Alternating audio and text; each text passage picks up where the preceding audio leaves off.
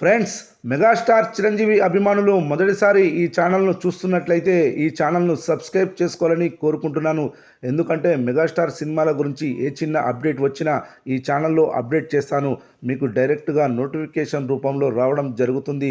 ఈ channel growth కూడా పెరుగుతుంది. ఈ ఛానల్ను సపోర్ట్ చేయాలని కోరుకుంటున్నాను. అలాగే ఈ వీడియోను మొదటి నుండి ఎండ్ వరకు చూడండి, లేకపోతే అర్థం కాదు. ఈ వీడియో మీకు నచ్చినట్లయితే లైక్ చేయండి, షేర్ చేయండి, కామెంట్ చేయండి, ఈ వీడియోను హైప్ చేయండి. మెగాస్టార్ చిరంజీవి బాక్సాఫీస్ వద్ద తన ఆధిపత్యాన్ని మరోసారి చాటుకున్నారు.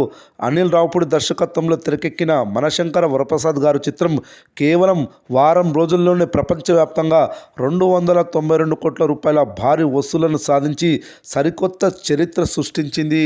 సంక్రాంతి కానుకగా విడుదలైన ఈ మూవీ ప్రస్తుతం 300 కోట్ల రూపాయల క్లబ్లో దిశగా శరవేగంతో దూసుకుపోతుంది.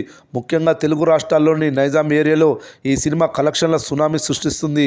రోజు రోజుకు ఇక్కడ వసూళ్లు తగ్గకుండా నిలకడగా కొనసాగుతుండడం ట్రేడ్ వర్గాలను ఆశ్చర్యపరుస్తుంది. మెగాస్టార్ మ్యాజిక్ బాక్సాఫీస్ వద్ద ఎంతలా పనిచేస్తుందో ఈ గణాంకాలే నిరూపిస్తున్నాయి. నైజాం ప్రాంతంలో ఈ సినిమా సాధిస్తున్న వసూళ్ల వివరాలు తాజాగా బయటికి వచ్చాయి. ఈ సినిమా 7వ రోజున కూడా 5,60,00,000 షేరు రాబట్టి తన జోరును ప్రదర్శించింది. మొత్తం 7 రోజులకు గాను నైజాం ఏరియాలో జీఎస్టీ మినహాయించి దాదాపు 30 కోట్ల షేర్కు చేరుకుంది. పండుగ సెలవులు ముగిసినా కూడా థియేటర్ల వద్ద జనం సందడి తగ్గకపోవడం గమనార్హం. అయితే నైజాం ఏరియాలో బన్నీ నటించిన అలా వైకుంఠపురంలో మూవీ 42 కోట్ల షేర్ వసూలు చేసింది. ఇప్పుడు మనశంకర వరప్రసాద్ మూవీ ఈ సినిమాను టార్గెట్ చేస్తుందని తెలుస్తుంది.